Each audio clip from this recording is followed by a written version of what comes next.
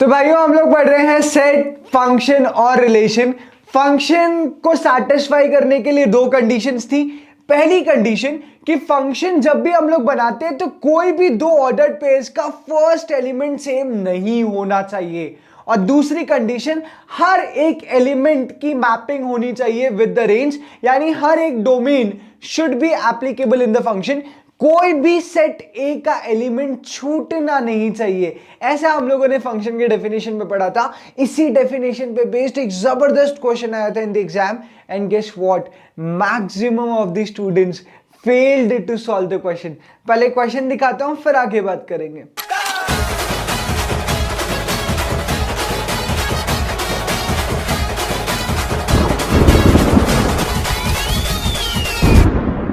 तो एग्जाम में उन्होंने पूछा था कि बताओ फंक्शन क्या है। ये सर्कल फंक्शन है, ये स्टेयरकेस फंक्शन है, कि ये ऐसा कुछ तो भी सांप जैसा ग्राफ फंक्शन है, या फिर कोई भी फंक्शन नहीं है।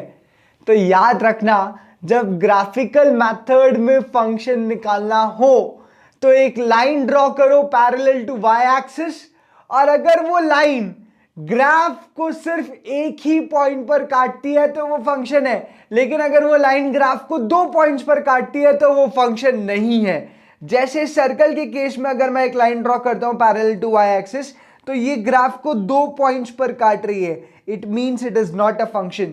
अगर मैं यहां पर लाइन ड्रॉ करता हूं तो भी ये लाइन दो पॉइंट्स पर टच कर रही है स्टेयरकेस को, it is not a function. पर अगर मैं यहां लाइन ड्रॉ करता हूं तो लाइन सिर्फ एक ही बार टच कर रही है ग्राफ को, it means it is a function. तो भाइयों ये क्वेश्चन ट्रिक से ही सॉल्व होता, ये पता होना चाहिए था। बिना इसके एग्जाम में ये क्वेश्चन सॉल्व करना वाज क्वाइट टफ। ऐसे ही बहुत सारी ट्रिक्स हम लोग आज देखने वाले हैं इस वीडियो के अंदर।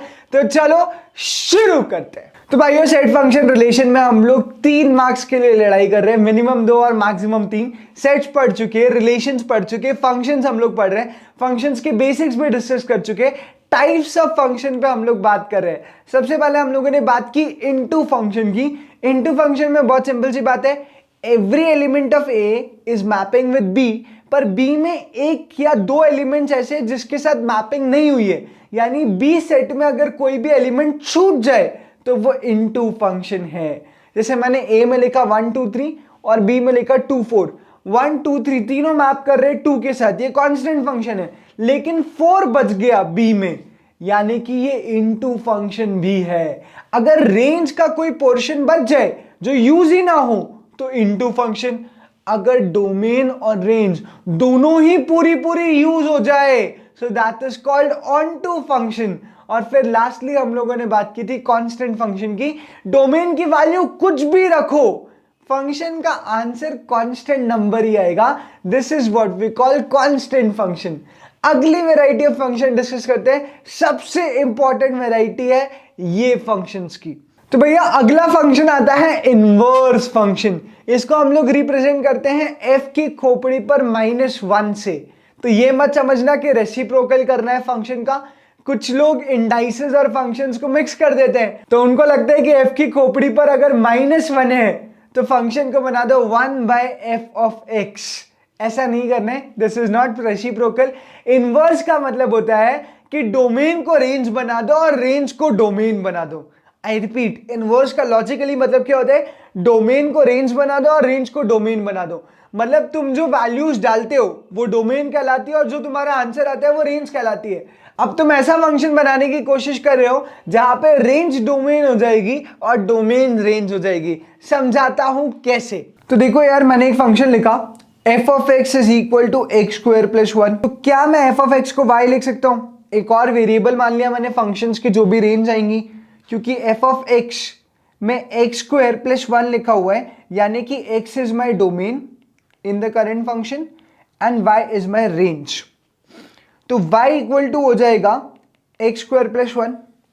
अब मुझे इनवर्स फंक्शन अगर निकालना है, f इनवर्स x निकालना है, तो भाइयों उस केस में मैं x और y को आपस में रिप्लेस कर दूंगा। पर रिप्लेस करने से पहले स्टेप नंबर 1 में मुझे पूरे फंक्शन को चेंज करना पड़ेगा। तो सबसे पहले स्टेप नंबर 1 ये है कि अगर डोमेन को रेंज बनाना है तो x को एक साइड रखो और बाकी सारी दुनिया दूसरी साइड रख दो, यानी कि x को डिपेंडेंट बना दो ऑन y। अभी कौन डिपेंडेंट है यहां पर? y is dependent on x। याद करो, रिग्रेशन से कुछ याद आ रहा होगा। y is dependent on x। x की तुम लोग जो जो वैल्यूज डालोगे उसके बेसिस पे y की वैल्यूज आएंगी। पर अब मैं चाहता हूं कि x को मैं अलग कर दूं और y की वैल्यूज डालूं इन द फंक्शन, जिससे मुझे x के आंसर्स मिलते रहे। तो मुझे फंक्शन का इनवर्स निकालना है, यानी डोमेन को रेंज बनाना है और रेंज को डोमेन बनाना है। तो सबसे पहली step in the examination follow करनी है, वो ये है कि भाइयों x को एक साइड रखो और बाकी सारी दुनिया को दूसरी साइड रख दो। और जब तुम्हें x के इक्विवेलेंट में कोई फंक्शन मिल जाए तो y और x को वापस से रिवर्स कर देना। तो देखो मैं बनाकर दिखाता हूं।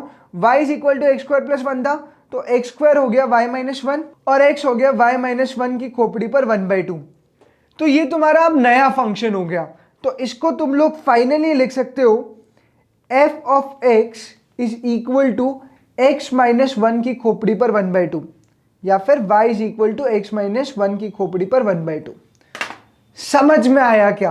कुछ नहीं किया मैंने। स्टेप नंबर 1 में x को एक साइड रखा और बाकी सारी दुनिया दूसरी साइड, और स्टेप नंबर 2 में x और y को इंटरचेंज कर दिया एक बार फिर से।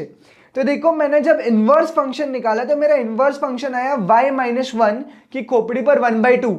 तो इसको एक्सप्रेशन वाइज में लिख सकता हूं x माइनस 1 की खोपड़ी पर 1/2, क्योंकि मुझे एक नया फंक्शन दिखाना है f ऑफ x। तो मतलब इनवर्स फंक्शन में क्या करने, सीधी सी बात, inverse function domain range, range domain, 2 step में। पहली स्टेप, जो भी y इक्वल टू x का एक्सप्रेशन है उसमें x को एक साइड रखो और बाकी सारी दुनिया दूसरी साइड। जब x एक साइड आ जाए तो उसको y बना दो और y को वापस बना दो x, तो तुम्हारा काम हो जाएगा। सिंपल सा तो है यार इनवर्स फंक्शन। एक और क्वेश्चन करते हैं ऑन इनवर्स फंक्शन, फिर आगे बढ़ेंगे। तो ये आ रहा है क्वेश्चन तुम्हारी स्क्रीन पर, यहां दे रखा है f of x is equal to 2x cube plus 4 और तुम्हें निकालना है f इनवर्स 6। तो भाइयों तुम्हें इनवर्स फंक्शन पहले निकालना पड़ेगा, उसमें तुम लोग 6 पुट करोगे in the place of x। तो चलो सबसे पहले इनवर्स फंक्शन निकालते हैं। मैंने इसको लिख लिया y equal to 2x cube plus 4। तो अगर मुझे इनवर्स फंक्शन निकालना है मेरे भाई, तो x एक साइड और बाकी सारी दुनिया एक साइड। तो मैं कर देता हूं इसको 2x cube is equal to y minus 4, x cube is equal to y minus 4/2 and x is finally equal to y minus 4/2 की खोपड़ी पर 1/3। क्लियर है? अब मैं अगर इसको चेंज कर दूं तो मेरा फाइनली एक्सप्रेशन आएगा y is equal to x minus 4 divided by 2 और पूरे की खोपड़ी पर 1/3। अब वो बोल रहा है f इनवर्स फंक्शन जो है, f इनवर्स फंक्शन आ गया ना मेरा, f of x is equal to f inverse आ गया ना मेरा, f inverse x is equal to x minus 4/2 और पूरे की खोपड़ी पर 1/3। अब वो बोल रहा है इस फंक्शन में तुम लोग 6 की वैल्यू रख के देखो, बिकॉज वो बोल रहा है f इनवर्स 6 निकालना है। तो अगर मैं 6 की वैल्यू रखता हूं तो 6 माइनस 4 कितना आता है 2, 2 डिवाइडेड बाई 2 1, और 1 की खोपड़ी पर 1/3 हो 1/5 हो, अरे जो लगाना है लगाओ यार, बिंदास आंसर क्या आएगा 1। तो f इनवर्स x का आंसर आ जाएगा मेरे भाइयों 1। इतना आसान है इनवर्स फंक्शन निकालना। एक छोटा सा एग्जांपल और लेता हूं ताकि तुम्हारी बेहतरीन प्रैक्टिस हो जाए इनवर्स फंक्शन। अगर मैंने लिखा f of x is equal to 2x square plus 4 और तुम्हें निकालना है f इनवर्स x, तो सबसे पहली स्टेप x को एक साइड लाओ और बाकी सारी दुनिया दूसरी साइड। तो y इज इक्वल टू दे रखा था 2x स्क्वायर प्लस 4, x को एक साइड लाना है यानी कि 2x square is equal to y minus 4। तो x square is equal to y minus 4 divided by 2 पूरे की खोपड़ी पर 1/2। तो x is equal to y minus 4 divided by 2 और पूरे की खोपड़ी पर 1/2। तो ये एक्सप्रेशन आ गया। अब मुझे कुछ नहीं करना है, x और y को इंटरचेंज करना है, ये तो स्टेप 1 थी। अब स्टेप 2 में x और y को अगर मैं इंटरचेंज कर दूंगा तो y हो जाएगा x माइनस 4 डिवाइडेड बाई 2 और पूरे की खोपड़ी पर 1/2।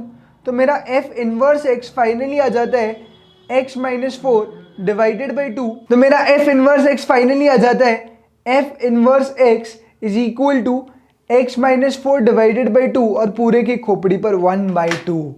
सिंपल तो है यार। अब अगर वो इनवर्स फंक्शन का कुछ वैल्यू दे दे, बोले 6 डाल के देखो, 8 डाल के देखो, 9 डाल के देखो, तो वो इस इनवर्स फंक्शन में डाल देना and you will automatically get the answer. तो एक और variety, important variety of function हो गई जिसे हम लोग कहते हैं इनवर्स फंक्शन। एक और बहुत ही इंपॉर्टेंट वेराइटी है which is called composite function. तो अब उसकी तरफ बढ़ते हैं। तो भाइयों, कॉम्पोजिट फंक्शन को हम लोग 4 पार्ट्स में डिवाइड कर सकते हैं, f of g, f of f, g of g and g of f. ऐसे 4 पार्ट्स में हम लोग कॉम्पोजिट फंक्शंस को डिवाइड कर सकते हैं। कॉम्पोजिट फंक्शन का सिंपल सा मतलब होता है फंक्शन के अंदर फंक्शन डालना। आई रिपीट, कॉम्पोजिट फंक्शन का मतलब क्या होता है? फंक्शन के अंदर फंक्शन डालना।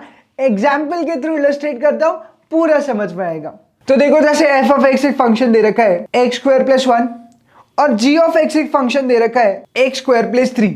तो मेरे पास 2 फंक्शन है, एक फंक्शन है एफ और एक फंक्शन है जी। अब मुझे क्वेश्चन बोल रहे हैं कि एफ ऑफ 6 निकालो। तो एफ ऑफ 6 तुम्हें निकालते आते हैं, कैसे निकालोगे एफ ऑफ 6? एक्स की जगह रख दोगे 6, तो 6 स्क्वायर प्लस 1 यानी कि तुम्हारे पास आंसर आता है 37। अब अगर मुझे क्वेश्चन बोलता है एफ ऑफ 4 निकाल के दिखाओ, तो मैं x की जगह रख दूंगा 4, तो 4 स्क्वायर प्लस 1 कितना आ जाएगा? अब अगर क्वेश्चन मुझे बोलता है कि f ऑफ 4 निकाल के दिखाओ, तो मैं f के अंदर रख देता हूं 4, तो ये हो जाएगा 4 स्क्वायर प्लस 1 यानी कि 17। ऐसे तुम लोग f ऑफ x की कोई भी वैल्यू निकाल सकते हो। अगर क्वेश्चन बोलता है g ऑफ 3 निकाल के दिखाओ, तो g ऑफ 3 होगा 3 स्क्वायर प्लस 3 यानी कि 9 प्लस 3 12। वो बोल सकते हैं g1 निकाल के दिखाओ, तो 1 स्क्वायर प्लस 3 यानी कि 4। तो ऐसे अलग अलग वैल्यूज के वो फंक्शन पूछे तो तुम लोग आसानी से निकाल सकते हो। You just have to put in the value of x, you just have to put the values of x। इतना आसान है अगर फंक्शन की कोई गिवन वैल्यू के हिसाब से निकालना हो तो। पर यहां पर क्वेश्चन थोड़ा सा टेढ़ा आता है। क्वेश्चन बोलता है मुझे f ऑफ g चाहिए, f ऑफ g चाहिए। f ऑफ g चाहिए मतलब पहले x की वैल्यू डलेगी g के अंदर, पहले x की वैल्यू डलेगी g के अंदर और फिर g के फंक्शन से जो आंसर आएगा वो वैल्यू डलेगी f के अंदर।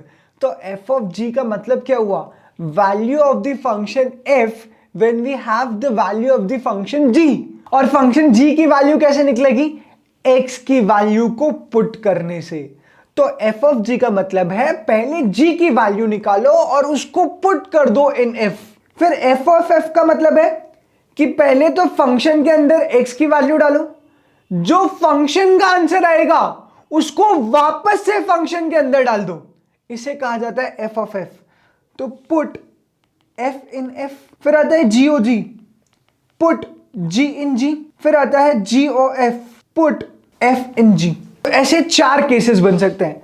अब सपोज मैंने क्वेश्चन पूछा केस 1 में कि बताओ f ऑफ g 3 कितना होगा, f ऑफ g 3 कितना होगा। तो सबसे पहले x इक्वल टू रख दो 3।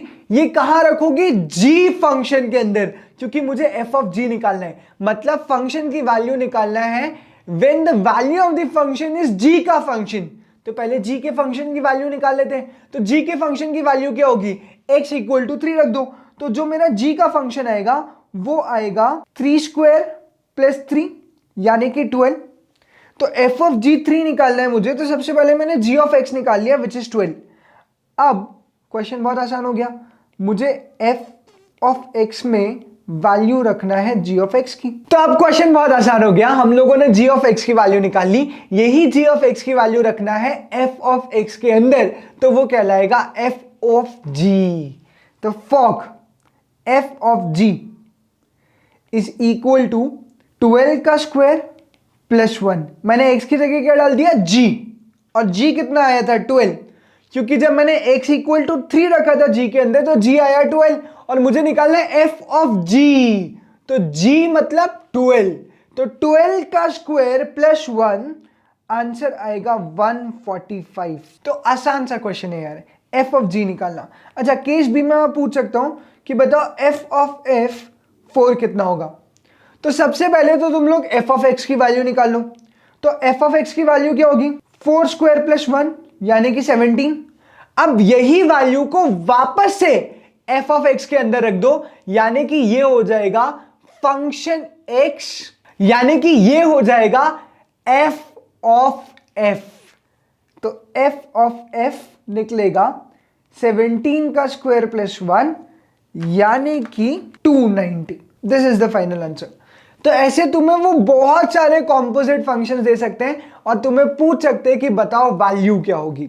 अच्छा, कई बार हो सकता है वो ऐसा 3 दे ही ना, ऐसा 4 दे ही ना, और वो तुमसे डायरेक्टली पूछ ले कि बताओ f ऑफ g क्या होगा। डायरेक्टली पूछ ले f ऑफ g क्या होगा। तो देखो f ऑफ g निकालने का एक तरीका होता है। f ऑफ x अगर दे रखा है x स्क्वायर प्लस 1 और g ऑफ x अगर दे रखा है x स्क्वायर प्लस 3, तो अगर तुम्हें f ऑफ g निकालना है इसका मतलब है g फंक्शन को पुट करना है f फंक्शन के अंदर। तो अगर मैं f ऑफ g निकालता हूं, इस x की जगह मैं पुट कर दूंगा x स्क्वायर प्लस 3, तो ये हो जाएगा x स्क्वायर प्लस 3 का होल स्क्वायर प्लस 1। तो f ऑफ g आएगा भाइयों x to the power 4 a square plus b square plus 2 ab plus 1, यानी कि ये हो जाएगा x to the power 4 plus 6x square plus 10। ये हो जाएगा f ऑफ g। अब हो सकता है एग्जाम में तुम्हें क्वेश्चन दे दे कुछ ऐसा, f ऑफ x गिवन दे दे, g ऑफ x गिवन दे दे और तुमसे बोले कि f ऑफ g निकाल कर दिखाओ और ऑप्शन नंबर ए दे रखा हो x to the power 4 plus 6x square plus 10। तो तुम लोग क्या सही में g ऑफ x को पुट करने वाले हो f ऑफ x के अंदर? नहीं मेरे भाई, नॉकआउट करो बाय टेकिंग ऑप्शंस। एक काम करता हूं, मैं सबसे पहले निकालता हूं g ऑफ 2। g ऑफ 2 मैं निकाल लेता हूं। तो g ऑफ 2 कितना आएगा? 2 स्क्वायर प्लस 3 यानी कि 7। तो g ऑफ 2 कितना आएगा? 2 स्क्वायर प्लस 3। तो सबसे पहले मैं वैल्यू निकाल लेता हूं g ऑफ 2 की। तो g ऑफ 2 कितना हो जाएगा? 2 स्क्वायर प्लस 3 यानी कि 7। तो g ऑफ 2 आ गया 7। अब मुझे निकालना है f ऑफ g। तो अब g की वैल्यू पुट कर देता हूं इन f। तो f ऑफ g अगर मुझे निकालना होगा तो f ऑफ g 2 कितना हो जाएगा? 7 स्क्वायर प्लस 1 यानी कि 50। अब एक काम करते हैं, 2 की वैल्यू डालकर देखेंगे ऑप्शन में। जिस ऑप्शन ने 50 आंसर दे दिया वो ऑप्शन करेक्ट हो जाएगा। तो f ऑफ g में जब मैं 2 की वैल्यू रखूंगा तो मेरा आंसर 50 आना चाहिए। चेक करते हैं। 2 to the power 4 plus 6 into 4 plus 10। तो 2 टू द पावर 4 कितना होता है भाइयों? 16। 16 प्लस 24 यानी कि 40 और 40 प्लस 10 ढंटना। मतलब वो फंक्शन दे सकते हैं f, फंक्शन दे सकते हैं g और तुमसे पूछ सकते हैं f ऑफ g क्या है, f ऑफ f क्या है। अगर वैल्यू देके पूछ लिया तो सिंपल वैल्यू डालनी है, अगर वैल्यू देके नहीं भी पूछा तो तुम वैल्यू डाल के ही करना। ऑप्शन में से जो सही आंसर दे दे वो करेक्ट हो जाएगा। तो बहुत आसान है मेरे भाई, कॉम्पोजिट फंक्शन। सीधे करेंगे हम लोग कुछ इंपॉर्टेंट क्वेश्चंस। यहां लिख लो पहले नॉकआउट। तो चलो पहला क्वेश्चन आ रहा है तुम्हारी स्क्रीन पर। यहां दे रखा है f of x is equal to x square plus 1 और f ऑफ f पूछ है। What they are asking? f of f ये पूछ रहे। तो एक काम करते हैं, f इक्वल टू 2 डालते हैं। f इक्वल टू 2 डालूंगा तो होगा 2 का स्क्वायर प्लस 7 यानी कि 11 आंसर आएगा f ऑफ 2 का। तो अगर मुझे f ऑफ f चाहिए तो f ऑफ f में भी मैं क्या डालूंगा? तो अगर मुझे f ऑफ f चाहिए तो f ऑफ f में अब मैं वैल्यू डाल दूंगा 11 क्योंकि मेरा फंक्शन का आंसर आया है 11। जब f ऑफ x का आंसर 11 आया है और मुझे f ऑफ f निकालना है यानी कि मुझे f ऑफ 11 निकालना है, तो f ऑफ 11 कैसे निकलेगा? 11 स्क्वायर प्लस 7 यानी कि 128। तो f ऑफ f का आंसर आएगा भाइयों 128। इसका आंसर जो भी दिया हो, जिस भी आंसर में x इक्वल टू 2 रखने से, x इक्वल टू क्या रखना है? 2। जिस भी आंसर ऑप्शन में x इक्वल टू 2 रखने से 128 आ जाए वो आंसर ऑप्शन एब्सोल्युटली करेक्ट होगा। एक और क्वेश्चन करते हैं। तो यहां दे रखा है भाइयों f of x, g of x और तुमसे पूछा है बताओ f ऑफ g क्या होगा। तो सबसे पहले तो मैं g ऑफ 2 निकाल लेता हूं। g ऑफ 2 आएगा 2 स्क्वायर प्लस 5 यानी कि 9। अब मुझे निकालना है f ऑफ g जहां पे मैं x इक्वल टू 2 रखता हूं। तो x इक्वल टू 2 g में रखा तो मेरे पास आंसर आ गया 9। अब मुझे f ऑफ g निकालना है, मतलब g की वैल्यू अब किस में रखना है? f में। तो भाइयों 9 का स्क्वायर हो जाएगा f ऑफ g यानी कि 81। अब जिस भी ऑप्शन में वैल्यू को 2 रखने से 81 आ जाए वो वाला आंसर ऑप्शन बिल्कुल करेक्ट है। तो एग्जाम में इसका आंसर ऑप्शन दिया हुआ था x टू द पावर में 4 प्लस 10x स्क्वेयर प्लस 25, ये करेक्ट आंसर था। तो एक काम करते हैं, x इक्वल टू 2 को पुट करके देखते हैं इन द गिवन इक्वेशन। कोई भी 9 मत पुट कर देना भाई, 9 g ऑफ x की वैल्यू है। x की वैल्यू तो हम लोगों ने 2 ही अज्यूम करी थी, जिससे g ऑफ x 9 आया था। फिर इस g ऑफ x को f ऑफ g में डाला, तब जाकर हमारा आंसर आया 81। तो x इक्वल टू 2 ही पुट करना है, 9 कोई पुट मत करना प्लीज। तो x इक्वल टू 2 अगर मैं पुट करूंगा तो ये होगा 2 to the power 4 plus 10 into 4 plus 25। तो देखो आंसर आ जाएगा 81। ढन टना। तो एक और क्वेश्चन करते हैं इसी एनर्जी के साथ। यहां दे रखा है f of x is 2x plus 1, g of x दे रखा है x स्क्वायर माइनस 2, और यहां पे क्लियर कट बोल दिया 3 रख के ही आंसर निकालना है। g ऑफ f निकालना है 3 की वैल्यू पुट करते हुए। तो सबसे पहले मैं f ऑफ x की वैल्यू निकाल लेता हूं। f ऑफ x में मैं 3 रख देता हूं, तो मेरा आंसर आ जाएगा 2 इंटू 3 प्लस 1 यानी कि 7। ये मेरा f ऑफ x का आंसर आ गया। अब मुझे चाहिए g ऑफ f। तो g ऑफ f अगर मैं निकालूंगा x इक्वल टू 3 रखने पे, तो g में अब आएगा f ऑफ x यानी कि 7। तो 7 का स्क्वायर माइनस 2 यानी कि 47। This is the final answer. 49 minus 2, answer will be 47। ये सिंपल सा क्वेश्चन था, g ऑफ 3 निकालना था। तो भाइयों एक और क्वेश्चन करते हैं which is based on the Venn diagram of sets. एक छोटा सा क्वेश्चन इसका भी कर लेते हैं। If there are total 40 people out of which 25 know Oracle, Oracle language होती है कंप्यूटर की, 28 know Java and 7 know none of the languages, then how many people know both the languages? अच्छा सवाल है। देखो हम लोग इसका वेन डायग्राम्स बना, या मैं ऐसे ही लिख देता हूँ यार, वेन डायग्राम की भी जरूरत नहीं है। मुझे बताओ टोटल कितने लोग हैं? 40, यानी कि A union B union C कितना होने वाला है? 40। तो देखो क्वेश्चन बहुत आसान है। टोटल लोग थे 40, जिसमें से 7 लोगों को कोई लैंग्वेज आती ही नहीं है। मतलब 40 में से 7 हमने हटा दिए, तो 33 पीपल बचे जिन्हें लैंग्वेज आती है। अब ये A यूनियन B अगर 33 के बराबर है, और A मुझे गिवन है 25, B मुझे गिवन है 28, तो क्या मैं A इंटरसेक्शन B निकाल सकता हूँ? It's very simple. A union B का फॉर्मूला होता है A plus B minus A intersection B, यानी कि 33 is equal to 25 plus 28 minus A intersection B. तो A इंटरसेक्शन B का फाइनल आंसर आ जाएगा 20। यानी 20 लोग ऐसे हैं जो ओरेकल भी जानते हैं और जावा भी जानते हैं। तो यहां पे सिर्फ इतना सा लॉजिक था कि जो लोग लैंग्वेज नहीं जानते वो यूनियन का पार्ट ही नहीं बनेंगे। मतलब अगर मैं वेन डायग्राम वाइज इस क्वेश्चन को शो करूं तो क्वेश्चन कुछ ऐसा दिखेगा। ये जो A यूनियन B है ना, इसके बाहर 7 लोग हैं, और ये A यूनियन B मिलाकर 33 लोग हैं, जिसमें से 25 लोग ओरेकल जानते हैं, 28 लोग जावा जानते हैं। तो बीच में जो आएगा ना वो आएगा 20, मछली हो जाएगी 20 के बराबर। तो चलो यार एक अंतिम सवाल करते हैं of the set function relation का, उसके बाद एक और चैप्टर ढेर खत्म। यहां दे रखा है एक सेट है 1 2 3 4 5, एक सेट है एक्स वाई जेड के, और उन्होंने एक रिलेशन बनाया है x1 y2 y3 zk। बताओ ये क्या है? सिर्फ रिलेशन है, या फिर फंक्शन है, या फिर बोथ है, या फिर नन है? ऐसे कुछ ऑप्शंस दिए होंगे इन द एग्जाम्स। तो तुम लोग चेक करो, फंक्शंस के डेफिनेशन में क्या था कि एवरी डोमेन शुड पेयर।